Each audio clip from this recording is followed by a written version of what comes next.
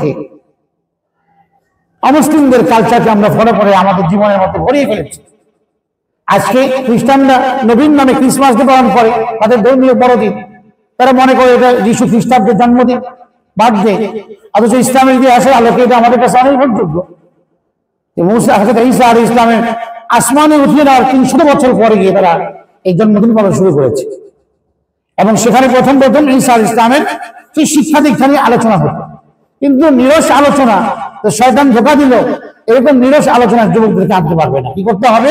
গীতার মধ্যে যুবকদেরকে আনতে হলে কিছু গান বাদ্যের আয়োজন রাখতে হবে, কিছু গায়কই রাখতে হবে, নাচিয়ে রাখতে হবে, নর্তকী রাখতে হবে, নাচবে গাবে, যুবকদের মন আকর্ষণ করবে, মনোরঞ্জন হবে। সিস্টেম হলো এটা। এরপরে যুবকরা আসছে কম না, আরো কিছু খাদ্য দিতে হবে। এই খাদ্য দিনের পরিবর্তনে এখানে কিছু মদ রাখতে হবে, এগুলো রাখলে ওরা আসবে। এইভাবে শুরু হলো খ্রিস্টানদের আল্লাহ নবী ঈসার জন্মদিন পালনের সূচনা হলো। তার আমি তো শিক্ষা দীক্ষা নিয়ে ডিসকাশন হবে, এটা ওয়ার্কশপ হবে এই দিনে। কিন্তু সেখানেও যারা আল্লাহ নবী ঈসার আসল অনুসারী, তারা বলেছেন যে না, আমাদের নবী তো এমন করে কাজ করে যান নাই, বলেও যান নাই জন্মদিন পালন করার জন্য, তাহলে তোমরা কেন করবে? তারা বললো যে আমরা এই জন্য, আমরা তো কোনো খারাপ কিছু দিচ্ছি না, আমরা তার জন্ম বৃত্তান্ত নিয়ে আলোচনা করবো, আমরা তার শিক্ষা দীক্ষা নিয়ে পরস্পর আলোচনা করে তার আমলে উদ্বুদ্ধ হব। কথা সুন্দর, কিন্তু এখান থেকে একটা বিষয় আমাদেরকে ধারণা নিতে হবে যে দ্বীন ও ঈমানের উৎস থেকে যদি দ্বীন ও ঈমানের সলিউশন না নেওয়া হয়, তাহলে বিভ্রান্তির পথ খুলে যায়। যে উৎস থেকে আমাকে আলোকিত হবে। ইসলামের উৎস কি? কোরআন এবং সুন্নাহ। কোরআন এবং সুন্নাহ এটা উৎস, এটা ভান্ডার। এখান থেকে ইসলামের সলিউশন নিতে হবে, জীবনের সলিউশন নিতে হবে, তাহলে আমি হকের উপর থাকতে পারবো। আমি যখন দিন থেকে কোনো ব্যক্তিকে অথবা ব্যক্তির মতবাদকে আমি বেশি প্রাধান্য দিব, তো আমার জন্য ভ্রান্তির শিকার হওয়া খুব বেশি অবসম্ভব। ভ্রষ্ট পথে আমি আমার জন্য চলার রাস্তা খুলে যাবে। এই জন্য ব্যক্তি এবং দিন যখন একটা সাংঘর্ষিক হয়, ব্যক্তির দৃষ্টিভঙ্গি হচ্ছে এটা, কিন্তু দিন বলে এটা, তো দিনকে প্রাধান্য দিতে হবে। আমার মনে এটাকে ভালো লাগছে সেজন্য করলাম, কিন্তু দিন এটাকে আমাকে অনুমোদন দেয় না, ইসলাম এটাকে অনুমোদন দেয় না। ওই কাজ আমি ইসলামের নামে করতে পারি না, করলে বিভ্রান্তির রাস্তা খুলবে, ভ্রষ্টতার রাস্তা খুলবে, সিরাতুল মুস্তাকিম থেকে বিচ্যুতি হওয়ার সুযোগ তৈরি হবে। এই জন্য আমি আমার জাতীয় জীবনের সমস্ত বিধিবিধান উৎস থেকে নিতে হবে, কোরআন এবং সুন্নাহ। এর বাইরে কোনো ব্যক্তির কথা যদি, কোনো আলিমের কথা যদি কোরআন সুন্নাহর সাথে মিলে যায়, তিনি অনুকরণীয়। আর যদি না মিলে কোরআন সুন্নাহর সাথে, কোরআন সুন্নাহর ব্যাখ্যার সাথে, সাহাবায়ে কেরামের সুমহান ব্যাখ্যার সাথে যদি না মিলে, তাহলে ব্যক্তিকে অনুসরণ করার কোনো সুযোগ নাই, হারাম হবে। দ্বীনকে অনুসরণ করতে হবে, সাহাবায়ে কেরামের ব্যাখ্যার আলোকেই জীবন পরিচালনা করতে হবে। আমাদের জীবনে আমরা সেখান থেকে সেই ক্রিসমাস ডে শুরু হলো একরকম। আজকের সমাজে, খ্রিস্টান সমাজে এই ক্রিসমাস ডেতে তারা পালন করে গেল, এই পরিমাণ মদ পান করার পরে তারা পশ্চিমা বিশ্বে ক্রিসমাস ডেতে বছরের অন্য কোনো দিনে এই পরিমাণ মদ পান হয়, এই পরিমাণ তাদের সমাজে জিনা ব্যভিচার হয়, নারীর সতীত্ব নষ্ট হয়, এই পরিমাণ যে পরিমাণ সারা বছরে হয়। কোথায় নবীর আনিত শিক্ষা দীক্ষার আলোচনা দিয়ে শুরু হলো ক্রিসমাস ডে, আর তার পরিণাম হলো অশ্লীলতা, বেহায়াপনা। সেখান থেকে মুসলমানদের জীবনে আসছে জন্মদিন পালন করা রীতিনীতি। ওখান থেকে বাদশাহ ঈদে মিলাদুন নবীর সূচনা তৈরি করলো, ইসলামের তৃতীয় একটা ঈদ দিয়ে, যেখানে ইসলামের দুটি ঈদ, নবীর জন্মদিন নাকি ঈদের দিন। ওখান থেকে আসলো যদি ঈসা আলাইহিস সালামের জন্মদিন পালন করতে পারে, তো আমাদের নবী শ্রেষ্ঠ নবী, তার জন্মদিন পালন করতে পারবো না? অথচ এর কথা তো সুন্দর, কিন্তু এর অনুমোদন আসে কিনা আমার ইসলাম, উৎস আছে কিনা? তাহলে যেটা উৎস নাই সেটা করবো কেন? যে কাজ সাহাবায়ে কেরাম করেন না সেটা করবো কেন? আমাদের সমাজে বিভিন্ন দিবস পালনের রীতি আমাদের মধ্যে আছে। আমরা জন্মদিন পালন করি, অনেকে বলে যে না সরাসরি খায় না, ঘুরিয়ে খায় না, কোনো জন্মদিন না, এমনি একটু ভালো খাবারটা পারেন না, রান্না হইলো আর কি, মানে সরাসরি খাবো না, তো ঘুরিয়ে খাবো। তো আল্লাহ রাব্বুল আলামিন সরাসরি বুঝেন, ঘুরিয়ে খেলেও বুঝেন। হ্যাঁ, আবদার করছে সন্তানেরা, নাতি নাতনিরা আবদার করছে তাদের কাছে, আমাদের জন্মদিন পালন করো, তো আমরা নাচে বান্দা হয়ে জন্মদিন শুরু করে দিই, উদযাপন করি, কেক কাটি। কোথেকে আসলো এটা? অ্যানিভার্সারি পালন করছি, ম্যারেজ ডে পালন করছি, মৃত্যু দিবস পালন করছি, কোথায় আসে এগুলো? মৃত্যু দিবস পালন করা কিছুই নাই। সব সময় মৃত্যুর জন্য দোয়া করা যায়, এত সহজ ইসলাম। আপনি যখনই যেভাবে আছেন, আপনি যদি ব্যক্তির জন্য ইসলামের সওয়াব করতে চান বাবার জন্য, আপনি মুহূর্তের মধ্যে করবেন। কেন আপনাকে আয়োজন করতে হবে? এখন মৃত্যু দিবস পালন করতে গিয়ে এমন ভাবে খাবারের আয়োজন হয়, মনে হচ্ছে এটা কোনো মৃত্যু বাড়ি নয়, এটা বিবাহ বাড়ি। এখানে আনন্দ হচ্ছে, অথচ একজন ব্যক্তি কেন্দ্র করে যে লোকটা মারা গিয়েছে, সেই লোকটা এরকম শোক নাই, কোনো বিয়ে ব্যথা নেই, শুরু হলো তার নামে আয়োজন, বিয়ে বাড়ি আয়োজনের মধ্যে। এগুলোকে ইসলাম সাপোর্ট করে না। কোথেকে আসছে? কোথেকে আসছে? এগুলো আমাদের সংস্কৃতি নয়। আর মাজারের মধ্যে গিয়ে সিজদা করছে কিছু মানুষ, শিরক করছে, মাজারে গিয়ে মান্নত করছে। একজন ব্যক্তি নিজেই অসহায়, সে কিভাবে আরেকজনকে সাহায্য করতে পারে? তার কাছে গিয়ে সন্তান যাচ্ছে, তার কাছে গিয়ে নজর করছে, মান্নত করছে, অথচ আল্লাহর জন্য ছাড়া কারো জন্য মানত করা জায়েজ নেই, শিরক এটা। এই যে আকীদাগত অপসংস্কৃতি আমাদের সমাজ, সংস্কৃতি তিন ধরনের হয়, বিশ্বাসগত, এগুলো বিশ্বাসগত সংস্কৃতি নষ্ট করে দিয়েছে। ব্যবহারিক জীবনের সংস্কৃতি আছে, আমি কিভাবে চলবো, এখানেও আমি অমুসলিমদেরকে ফলো করতেছি। 31st নাইট সামনে আসতেছে, বছর শেষ হবে, 31 তারিখ রাতের বেলাতে আতশবাজি হয়, বিভিন্ন হারাম কাজ হয়, বহু হারাম কাজ হয়, মদ্যপান হয়, অশ্লীলতা হয়, জিনার বিচার হয়, মানুষ ঘুমিয়ে থাকে, আর খুব ধুমধাম করে আতশবাজি ফুটে ওঠে। আমরা গার্ডিয়ানের সন্তানকে টাকা দিচ্ছি এগুলো করাতে, বহু গার্ডিয়ান টাকা দিচ্ছে, অথচ গুনাহের কাজে সহযোগী হচ্ছে। আমি আল্লাহ বলেন গুনাহের কাজে সহযোগী হয়ে না, সম্ভব হলে নেক কাজে সহযোগী হবে।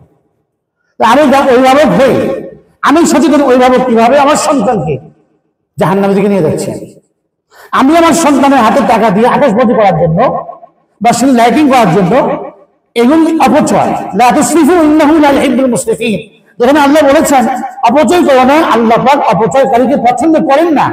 সেখানে আমি আমার সন্তানের হাতে টাকা দেওয়ার মানে হলো আমি তাকে গুনাহের কাজে সহযোগিতা করছি। আমার সন্তানটাকে আমি ছোট্ট থেকেই রব্বুল আলামিনের সাথে তার বিরোধী জীবনযাপনের অভ্যস্ত করে তুলছি। যেখানে আমার দায়িত্ব ছিল আমার সন্তানকে ছোট্ট শিশু থেকে ইসলামের ছাঁচে তাকে গড়ে তোলা, তার জীবনকে নির্মাণ করা, যেন আল্লাহর সাথে তার গভীর কানেকশন থাকে সারা জীবন ভর, সেটা আমার দায়িত্ব ছিল। কিন্তু আমি সেটা না করে তার হাতে আমি গুনাহের কাজ করার জন্য টাকা দিচ্ছি। এগুলো কোনো সচেতন গার্ডিয়ানের কাজ নয়, মুরব্বীদের কাজ নয়, বরং সন্তানকে দ্বীনের আয়নায় গড়ে তোলা, দ্বীনের ধাঁচে গড়ে তোলা, মুহাম্মদুর রাসূলের আদর্শে গড়ে তোলা, এটা আমাদের মুমিনদের দায়িত্ব। এই জন্য এই সকল কাজ, এগুলো আমাদের সংস্কৃতি নয়। মরণ সংস্কৃতি আছে, অন্যায় পাপ কার্যের মধ্যে এইভাবে তাদের সংস্কৃতি আমরা গ্রহণ করছি, সেগুলো আমাদের জীবনের মধ্যে আসছে। যে 31st নাইটে সেই ছোঁয়া পশ্চিমাদের আমাদের দেশেও আসছে, অথচ সূচনা হলো থেকে খ্রিস্ট শতাব্দীও বহু আগ থেকে। যে একজন রোমান সাম্রাজ্যের এক ব্যক্তি, বাদশাহ, এক মূর্তি, জানুস মূর্তি, জুলিয়াস স্যান্ডার হয় তার নামে, সেই জানুস মূর্তি থেকে জানুয়ারি মাসটি এই নামটি আসছে। সেই জানুস মূর্তির কাছে রোমানরা প্রার্থনা করত 11:59 যে 1 বছর তুমি আমাদেরকে ভালো রাখছো, তোমার শুকরিয়া আদায় করছে। কার কাছে? জানুস মূর্তির কাছে। আর 12টা বেজে গেলে সামনে আসতো, সামনে এসে মাথা নত করতো, আর 11:59 পেছনে তার সামনে মাথা নত করে দাঁড়াতো, কৃতজ্ঞতা জানানোর জন্য যে 1টা বছর ভালো রেখেছো তুমি আমাদের। বলুন ভালো রাখার মালিক কে? আল্লাহ রাব্বুল আলামিন।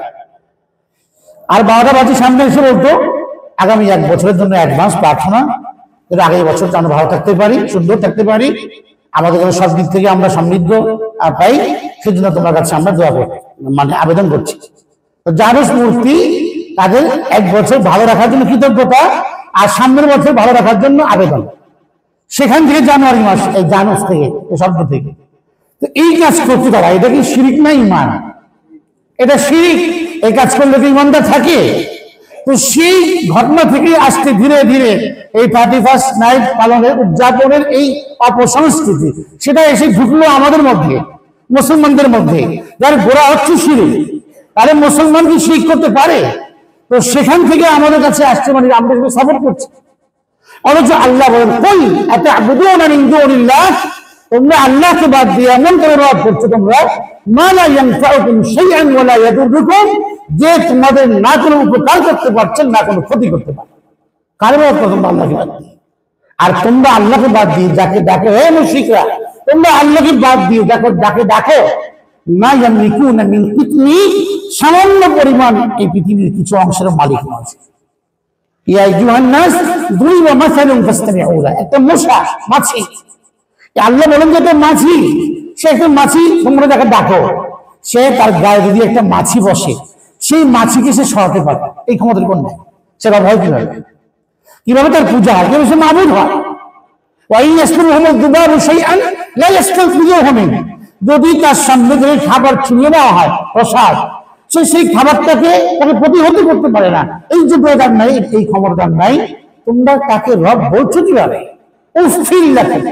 আফসোস তোমাদের জন্য, আল্লাহ দেওয়া আকল মাদার তোমরা কোথায় করছো? তো আল্লাহ সবকিছুর মালিক, কল্যাণ ও কল্যাণের মালিক।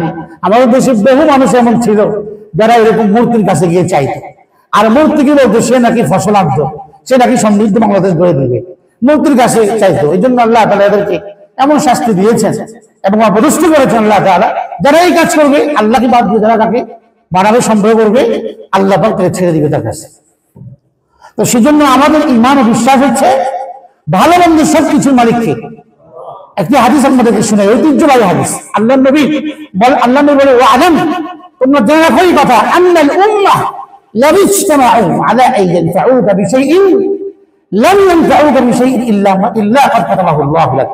সারা দুনিয়ার মানুষ এক হয়ে গেছে তোমার উপকার করবে, কিন্তু তোমার তাকদীরে আল্লাহ পাক উপকার লেখেন নাই। সারা দুনিয়ার মানুষ এক হয়ে তোমার কোনো উপকার কল্যাণ করতে পারবে না। ওয়ালাম আন্নাল উম্মাহ লাউ ইজতামাউ আলা আন ইয়াদুররুকা বিশাইইন লাম ইয়াদুররুকা বিশাইইন ইল্লা ক্বাদ কাতাবাহু আল্লাহু আলাইক। সারা দুনিয়ার মানুষ এক হয়ে গেছে, একজন সম্মিলিত জোট তোমার বিরুদ্ধে তোমার ক্ষতি করবে, তোমাকে কষ্ট দিবে। আল্লাহ যে তোমার তাকদীরে, ভাগ্যে, তাকদীরের মধ্যে যদি ক্ষতি না লিখে রাখেন, সারা দুনিয়ার মানুষ সমস্ত শক্তি নিয়ে আসলেও তোমার ক্ষতি করতে পারবে না, বিন্দু পরিমাণ। এই জন্য কি লাগবে? সবর লাগবে, দিন জীবন যাপনে তাকওয়া লাগবে। এই মুহূর্তে আমাদের সবচেয়ে যেটা বড় প্রয়োজন সেটা হলো, আপনি এই কথা বিশ্বাস কেন করেন না এবং কেন এটা উপলব্ধিতে আমাদের আসে না যে 31st নাইট নামে অপসংস্কৃতি উদযাপন করছে আমাদের যুব সমাজ বা যুবতীরা, মুসলমানদের সন্তানেরা, বা আমরাও করছি অনেকাংশে। সেখানে আজকে যদি সে রাত্রি 31st নাইট না হয়ে আমার কবরের ফার্স্ট নাইট হয়, সে রাত্রি তো আমার কবরের ফার্স্ট নাইট হতে পারে। তো আমার কি অবস্থা হবে যদি আমি এই সমস্ত কাজ থেকে বিরত না থাকি, আমার অধীনস্থদেরকে বিরত না রাখি? সেই রাত্রি আমার জীবনের ফার্স্ট নাইট হতে পারে কবর, বছরের প্রথম দিন, আমার জীবনের কবরের প্রথম দিন হতে পারে। এই বিশ্বাস তো আমাদের ভেতরে অবশ্যই আছে, যেহেতু আমরা জানি না আমাদের কখন মৃত্যু হবে। প্রতিদিন মানুষের মৃত্যু হচ্ছে, আমরা সব যাত্রা দেখতে পাচ্ছি, আমরা বরযাত্রাও দেখতে পাই। ওখান থেকে শিক্ষা নেওয়া দরকার আমাদের। নাসিরু ইলাল আজালি ফি কুল্লি লাহযা, প্রতিটি মুহূর্তে আমরা মৃত্যুর দিকে ধাবমান, প্রতিটি মুহূর্তে। নাসিরু ইলাল আজালি ফি কুল্লি লাহযা ওয়া আমারুনা তুদওয়া ওয়া হুন্না কালাইলু ওয়া হুন্না রাওয়াহিলু। আমাদের বয়সগুলো গুটিয়ে আসছে, দিন যায়, রাত যায়, সপ্তাহ যায়, মাস যায়, বছর যায়, বছরের বিদায়ে, নতুন বছরের আগমনে আমাদের হায়াত কমে যাচ্ছে, বাড়ছে না। কোন জিনিসের সমৃদ্ধ হলে মানুষ আনন্দিত হয়, আমার জীবন তো সংকুচিত হচ্ছে, কমে যাচ্ছে, আনন্দ কিসের? এটা বেদনা। এই বছরের আগমন, নির্গমন, বিদায়, আগমন, নতুন বছরের আগমন, আরেক বছরের বিদায় আমাদেরকে দুটি জিনিস দেয়। এক হচ্ছে আমাদেরকে সময় সচেতন করে, সময় সচেতন। দেখো তোমার সময় কিন্তু চলে যাচ্ছে, দেখো তোমার যে বরফ আছে, বরফ এটাকে যদি রেখে দেওয়া হয়, বরফ কিন্তু বলতেই থাকে। কারো যদি পুঁজি হয়, বরফ বাজারে নিয়ে গেল, বিক্রি করতে পারছে না, সময় যাচ্ছে, বরফ গলে যাচ্ছে, তার জীবনের পুঁজি এটা, এই পুঁজি গলে যাচ্ছে।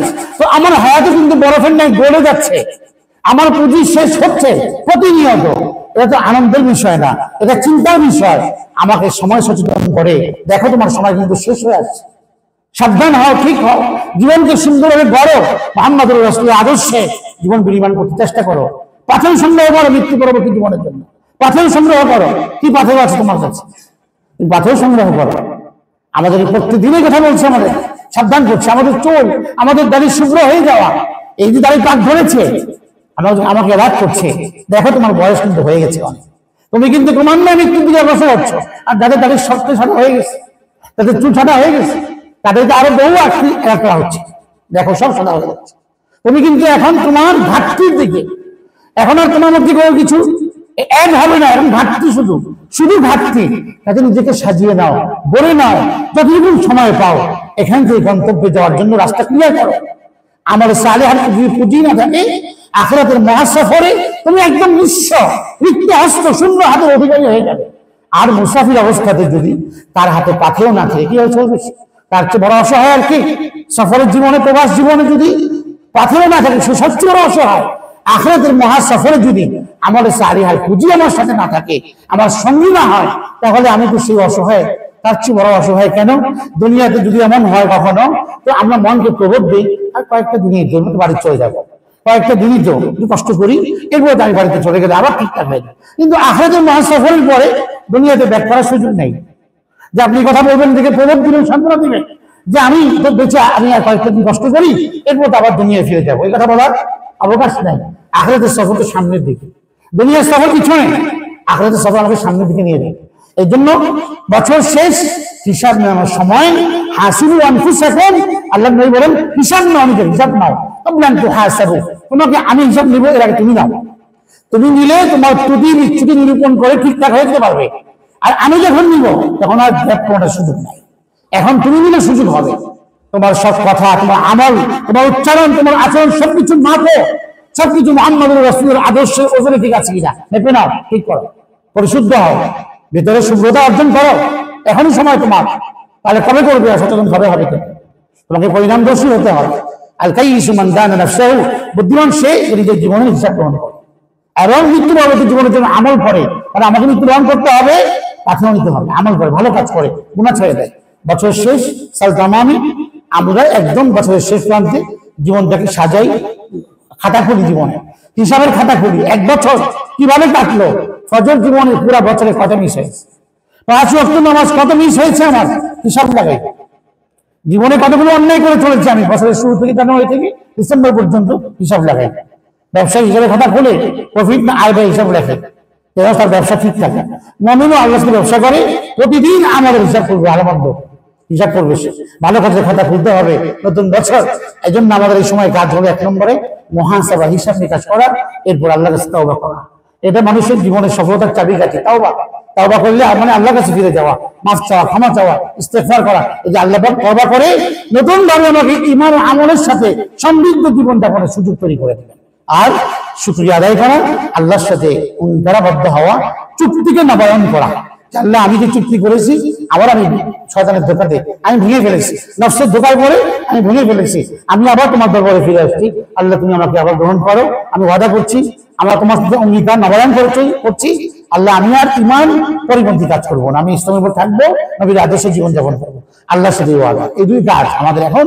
তাওবা, ওয়াদা করা, আল্লাহর সাথে ওয়াদা নবায়ন করা, ইস্তেগফার করা, জীবনের খাতা হিসাবের খাতা খোলা, মুহাসাবা করা, হিসাব নিকাশ নেওয়া, আর তাকওয়া আমাদের জীবনের কাছে বানানো। আল্লাহর কাছে তৌফিক কামনা করা যে আল্লাহ আপনি আমাদেরকে আগামী বছরটি তাকওয়াপূর্ণ জীবন আমাদেরকে আপনি দান করেন, আমাদের গুনাহমুক্ত জীবন দান করেন, হালালের সাথে পবিত্রতা করার জন্য আমরা সমৃদ্ধ হতে পারি সর্বদিক থেকে, ঈমান ও আমল এবং ইসলামের দিক থেকে। আল্লাহ আপনি আমাদেরকে মুত্তাকি হয়ে জীবন পরিচালনা করার তৌফিক দান করেন। এই দোয়াও আল্লাহর কাছে করতে থাকি। এখন আমাদের 4টা কাজ এই সময়। 1 নম্বর হচ্ছে হিসাব নিকাশ করব, 2 নম্বরে আল্লাহর কাছে ত্রুটির জন্য ক্ষমা চাবো, ইস্তেগফার করব, 3 নম্বরে আল্লাহর সাথে ওয়াদা নবায়ন করব, সম্পর্কে নবায়ন করব, 4 নম্বরে তাকওয়াপূর্ণ জীবন যাপনের জন্য আল্লাহর কাছে আমরা প্রার্থনা করব, দোয়া করব, তৌফিক কামনা করব। আল্লাহ রাব্বুল আলামিন আমাদের সকলকে তৌফিক দান করুন।